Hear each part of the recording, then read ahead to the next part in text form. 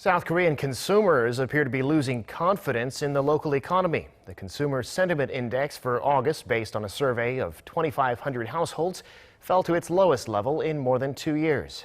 Hyesung reports. South Korea's consumer sentiment fell near 3.5 points on month to 92.5 in August. According to the Bank of Korea, the index has fallen for a fourth consecutive month. It's at the lowest level since January 2017 and its second lowest since the 2008 global financial crisis. A reading below 100 means there are more pessimists than optimists about the local economy. The central bank attributed the fall to Japan's export restrictions, the escalating U.S China trade dispute, sluggish exports, and a worsening stock market. All 6 sub-indices that make up the Consumer Sentiment Index dropped.